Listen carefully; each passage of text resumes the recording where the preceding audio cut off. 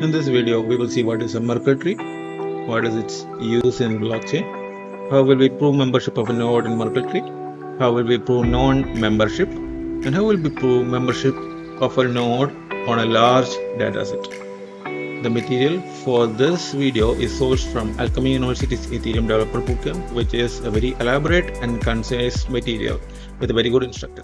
Merkle Tree. Merkle Tree is a data structure that efficiently verifies whether a data belongs to a larger dataset. It uses hashing to do that.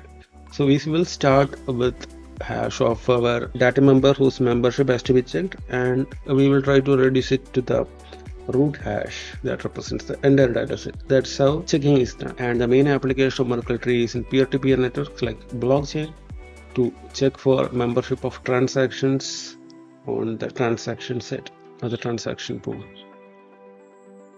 So this is a sample Merkle Tree, and if you observe here, A, B, C, D are the individual hashes.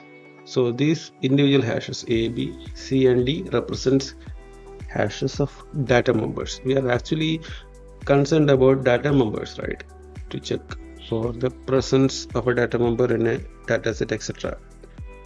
But for representation purpose, only the hashes of the data members are represented. So this A, B, C and D, these leaf nodes, right, they are for representational purposes standing only for the hashes of the data members. In real life scenarios, they may be having data members clubbed with them, but here consider that A, B, C and D are individual leaf nodes representing hashes. And whenever you see combination of alphabets, right, it represents concatenation of hashes. So over here A, B, it represents a concatenated hash of A and B. Then CD represents concatenated hash of C and D. So how can you generate AB? You can generate AB only if you know the individual hashes A and B, and then you have to add them or mix them or combine them, right? So generation of CD is the proof that you know C, or you have the hash C, you have the hash D, and you can combine them into one. Then what does generation of the hash ABCD imply? Generation of the hash ABCD implies that you have or you are in possession of all the individual hashes required to generate the root hash ABCD. So in any subtree of a Merkle tree, or if you consider the Merkle tree as such, if you're able to generate root of a subtree or the actual root of the Merkle tree, it means that you have enough constituents with you, prove the existence of all members of the tree or the subtree. Okay, now let's see what is the purpose of Merkle tree on peer-to-peer networks like blockchain. So if you consider here, there are two nodes, node A and node B, representing a typical pair configuration in a peer-to-peer network. Now consider Bitcoin blockchain. In Bitcoin blockchain, all the transaction data within a node are represented as a Merkle tree. So it means that if you need to check whether a particular transaction has occurred within node A, or to check whether the transaction data is within node A, you can just actually check for the membership of the hash of the transaction in this Merkle tree. Similar is the case with node B. And another application of this Merkle tree in blockchains like Bitcoin is whenever a transaction is added to a node's database, right? A node's database is usually Merkle tree of transactions. The node can finally check whether the generated Merkle tree's root is actually matching with the other Merkle root of its peers. So it means that individual nodes can actually verify whether it is having the correct global view of the blockchain, and very easily by not actually comparing each and every data member, just by comparing only the roots of the corresponding Merkle trees. Let us check how a membership operation can easily be performed on Merkle Tree. Our question now is B part of this Merkle tree? So this is our B. We have to check whether the hash B is part of this Merkle tree. And if you see here, I have not put the value of these hashes over here. It's because in a Merkle tree, as I told you, our aim is to ultimately construct up to the root hash. If we can start from a particular data member's hash and we can build till the root hash, it means that your data member is part of the Merkle tree, right? So we will see now that we need not require all the leaf nodes or all the data members hashes to construct up to ABCD. We just require only some of them. Let's see that. So how will we check for the membership operator? So let's keep our tree over here so that we can see how construction happens. I'm starting with B, right? So I'm starting with B. Then my purpose is to build till ABCD. That is my purpose, right? I need to construct up to the root. If I can construct up to the root, obviously B is member of this tree. So to construct up to the root, I need my sibling A. So A is the first thing I require. So if I am in possession of A, I am already in possession of B, I can construct AB. Now I am over here, right? I am in this subtree. Now I need to build till ABCD. Now what do I require? I already have AB. The only thing missing is the hash CD. So if I am given the hash CD instead of the individual members hashes C and D, it is well and good enough to prove that I am in possession of B. I need not have the individual members C and D because somebody else have already found out CD. Okay, so if I can get CD, I can build further. Now let's see. So I have CD now. Now I can concatenate AB and CD together. Now when I concatenate them, I will get ABCD. Now what is my next task? I already know the root hash to which I am trying to build to. Alright. So whatever root hash I generated, I will just check with this root hash. Now are they same? Yes, they are same. So as they are same, it means that the hash with which I started, that is B, hash of B, right? It is indeed part of this Merkle tree ABCD. So this is how you will prove membership of a particular hash or a data item in a Merkle tree. You only just take the necessary things to build the proof. Now, how can I check whether a particular data member is not part of a tree? So let's take somebody who is not part of the set. So I have E.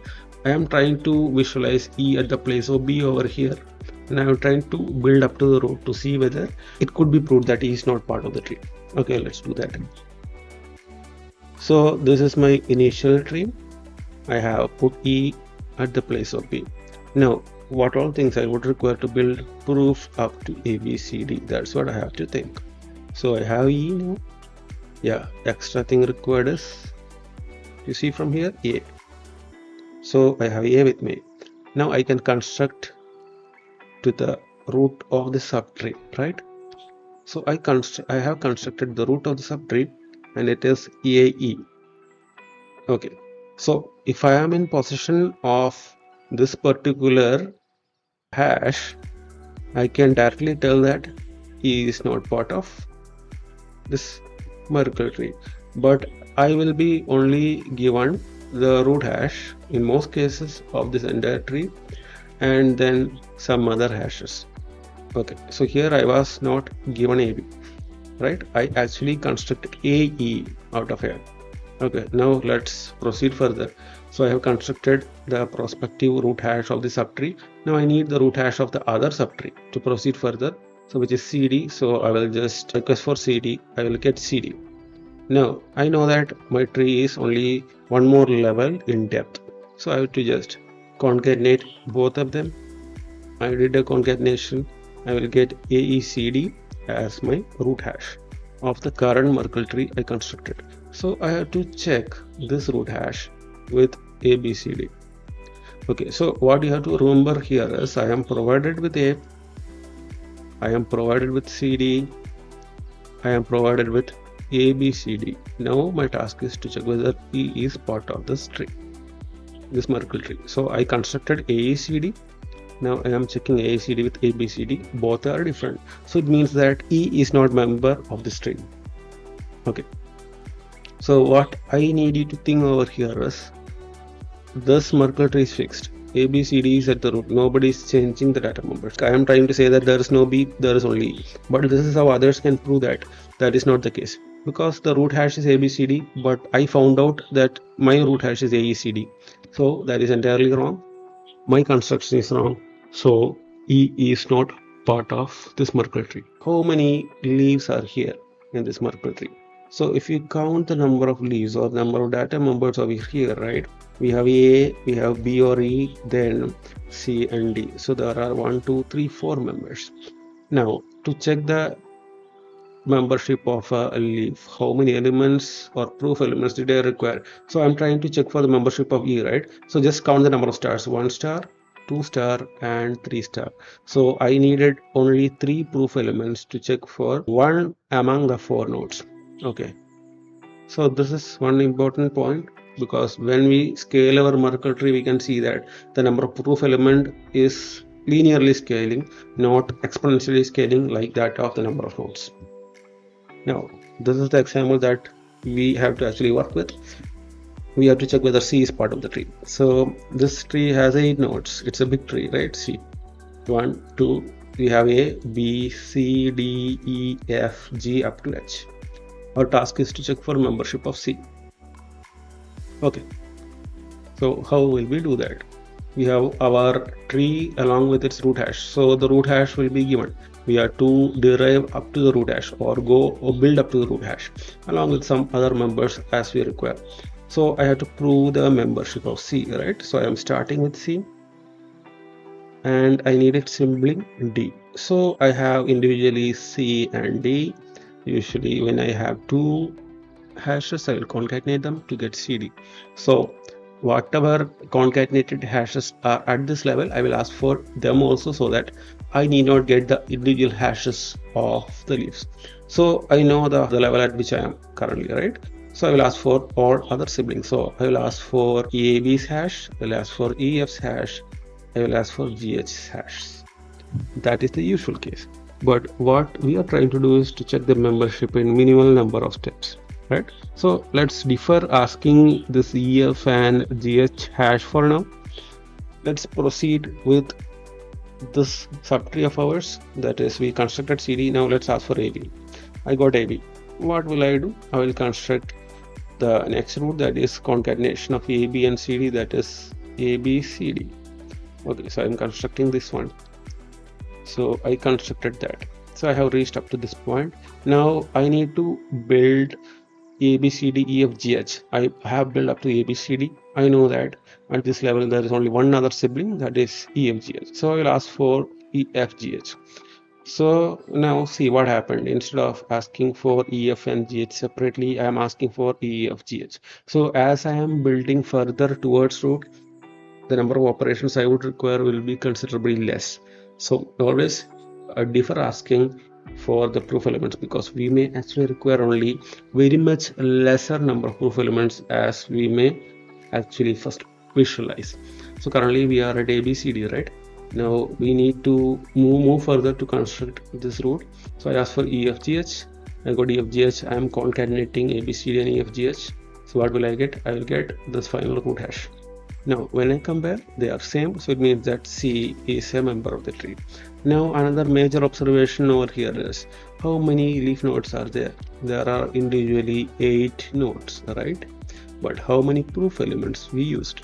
We started with C. I asked for D separately. Okay, I'll just put a star over here. D separately. I have built CD. Now I asked for EAB separately so that I could build ABCD.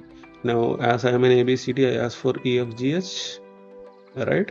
Then finally when I built my root hash, I also asked for the root hash to which I have to prove so that the final proof could be verified. So how many stars do we have? How many things we asked from this database? That's what we have to count. So there are actually 1, 2, 3 and 4. I asked for 4 different members for 8 different nodes. and that is actually very minimal, right? Because remember earlier for 4 nodes we asked for only 3 proof elements, but now the nodes have become 8, but still I require only 4 proof elements. So this is the advantage of using Merkle trees for membership checking operations. So we have seen how we can prove membership of a data item in a bigger dataset using Merkle tree. Now we are going to visualize that process in terms of 2 technical terms, Merkle path and Merkle proof. So what is Merkle path? It is the path that we follow right from the leaf node or the data member of our interest to the root hash of the Merkle tree. So that is known as Merkle path. So let's see our typical example that we have been discussing. We need to find Merkle path of B in this Merkle tree, right? So B is over here. So from B, how can I reach A, B, C, D? So that's what Merkle path of B tells you, right? So I am at B now. I have to move up one level so that I will reach AB, right? Now from AB, I have to move up to the next level so that I will reach A, B, C, D.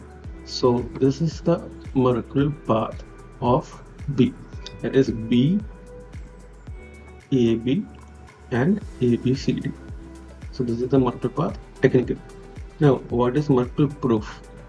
Merkle proof is the method that we use along the Merkle path to prove the membership of a data member. So what is the method used? Along the hash path or the Merkle path from B to ABCD, we will add the sibling hashes, right, at each level. That is, if you want to progress from one level to the next level, from the current level we have to include the sibling hashes or concatenate the sibling hashes, then only move to the next level. It's just technical specification of the method that we have seen in proving membership or non-membership. So let's see the example again. You have to get the Merkle proof of B, that is B exists within this Merkle tree, right? So as obvious, we start at this point. Now we have to follow the Merkle path, right? We have to go from B to ABCD. That is our intention. That is, we have to follow this Merkle path. So how can we do that? So methodology is we move from the one level to the next level till we reach the root. So the movement requires generating the Merkle hash for the next level. So we are at the level of B, right? Then to move to the level of AB, we have to generate AB from B. So from B's level, what would I require to generate AB? I would require A. So it is the sibling of B. So at each level, collect the sibling hashes, concatenate, and move to the next level. That is the methodology used in Merkle proof. And if you are successful in moving up to the root hash, it is a successful Merkle proof. So that is the concept. So I am at level AB now. My aim is to reach the level ABCD, right? So can I move from AB to ABCD? So at AB, do I have any other sibling hashes? I have the sibling hash CD. So if I get CD, what can I do? I can concatenate AB and CD together so that I will get ABCD, right? So once I can concatenate AB and CD, I will reach ABCD, and that is the completion of the Merkle path from B to ABCD. So this is the Merkle proof.